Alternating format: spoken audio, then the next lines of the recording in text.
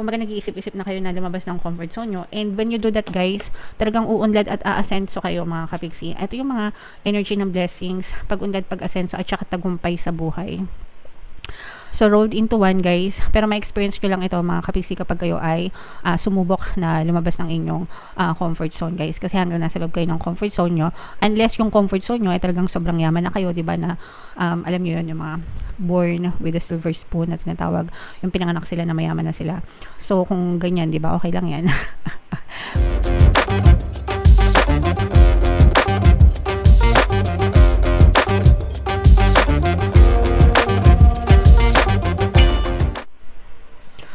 Hello guys, hello Aquarius, welcome back to Pinoy Pixie Tarot. Ang pamagat ng episode natin for tonight is mid-month kapalaran para ngayong March 16 to 31 para sa Aquarius, Sun, Moon, Rising, Sign, and Venus. Unahin natin tong deck na to, guys. Ito yung mga mensahe sa inyo, mga dapat nyong malaman o yung mga paparating sa inyo ngayong March 16 to 31, mga kapiksi.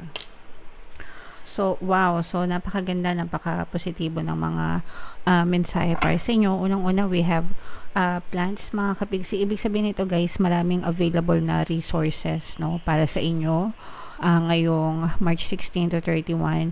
Yung mga pangangailangan nyo sa buhay, mga kapigsi, parang napakadali lang para sa inyo na makuha or available yung mga resources. Ibig sabihin, yung mga pangangailangan nyo, kapag kailangan nyo siya, madali lang para sa inyo na makuha siya or madali lang para sa inyo na dumating siya sa buhay nyo, mga kapigsi. Alright?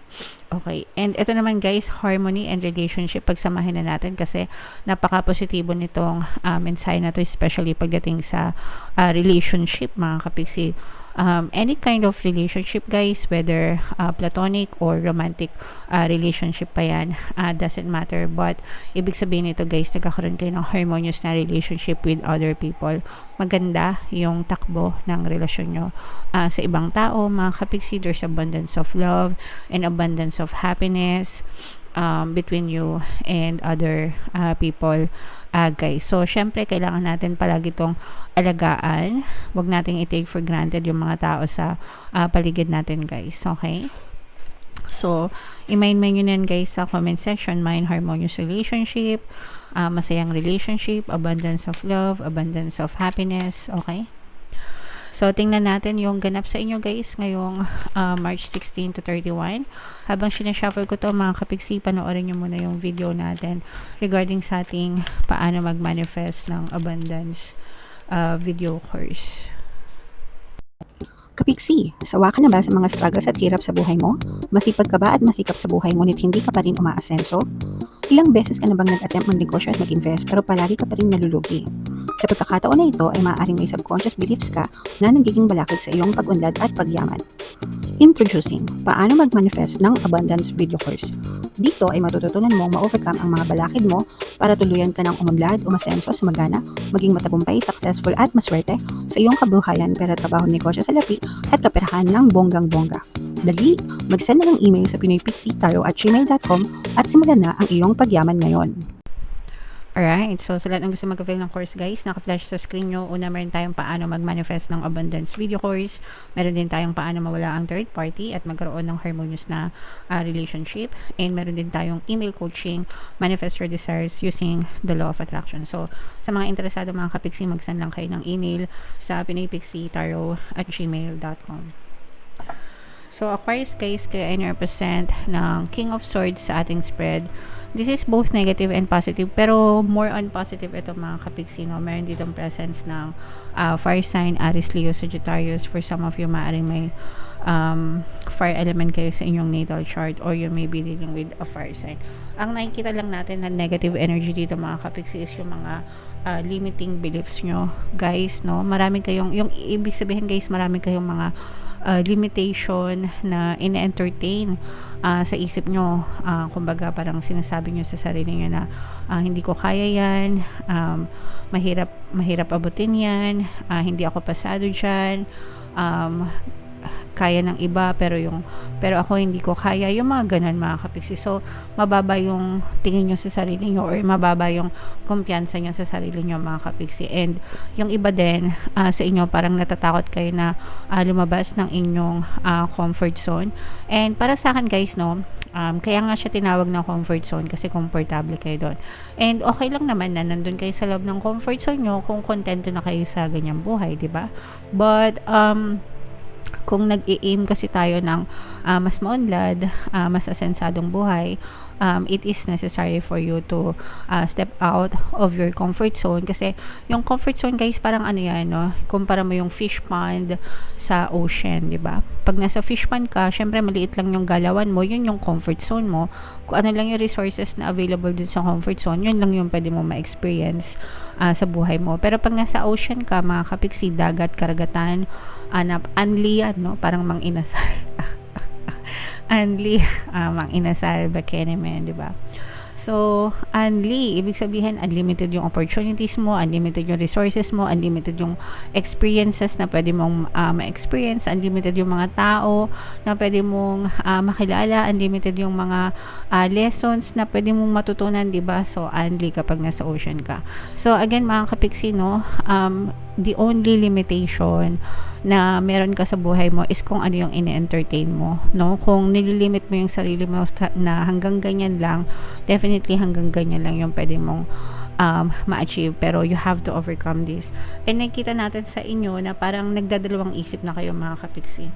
Kumbaga nag-iisip-isip na kayo na lumabas ng comfort zone nyo. And when you do that guys, talagang uunlad at aasenso kayo mga kapiksi. Ito yung mga energy ng blessings, pag-unlad, pag-asenso at saka tagumpay sa buhay. So, rolled into one guys. Pero ma-experience nyo lang ito mga kapiksi kapag kayo ay sumubok na lumabas ng inyong comfort zone guys. Kasi hanggang nasa loob kayo ng comfort zone nyo, unless yung comfort zone nyo ay talagang sobrang yaman na kayo, diba, na alam nyo yun, yung mga born with a silver spoon na tinatawag, yung pinanganak sila na mayaman na sila. So, kung ganyan, diba, okay lang yan. Pero kung taghirap tayo sa buhay at nasa comfort zone tayo, guys, hindi nyo talaga ito ma-experience, okay? So, subukan lumabas mga kapiksi and i-claim nyo itong mga biyaya at mga blessings na para sa inyo kasi ito talaga yung pwede nyo ma-experience kapag lumabas kayo ng comfort zone. Again, ito yung mga energy ng blessings, pagpapala, pag-unlad, pag-asenso at saka tagumpay sa buhay, guys. So, yan yung mga nag-aabang sa'yo na energy mga kapiksi kapag kayo ay lumabas ng inyong comfort zone. Make sure na magplano kayong mabuti mga kapiksi. Gumawa ng matibay na plano, okay? Yung mga plano na merong action mga kapiksi. So, etong guys, nararamdaman natin na may mga opportunities na dumadating sa inyo, no? Pero dahil sa indecisive nga kayo, kasi nga yung iba sa inyo takot lumabas ng comfort zone, kaya hindi nyo talaga na-experience yung mga blessings. So, yung iba sa inyo guys, medyo may pagka close-minded, no? Yung close-minded, kabaligtaran ng open-minded, di ba? Sarado yung isip, kumbaga, no? Kaya nagkakaroon ng limitation sa buhay nyo dahil medyo sarado yung isip ng iba. Kahit na may mga alok na, may mga, alam nyo yun, opportunity na mismo yung dumadating sa inyo, pero yung iba, tinatanggihan nyo pa mga kapiksi. And, ayan guys, so, there's a, tawag dito, a greener pasture on the other side. So, kung mapapansin nyo, mga kapiksi, yung other side na yan, ng buhay, hindi nyo yan ma-experience hanggang hindi kayo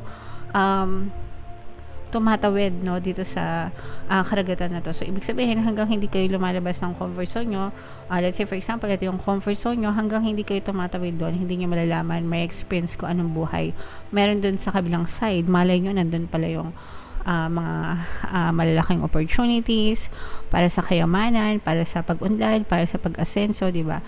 So, hanggang meron kang doubts and fears, mga kapiksi, yun yung papatay sa pangarap nyo. So, you have to overcome your fears, guys.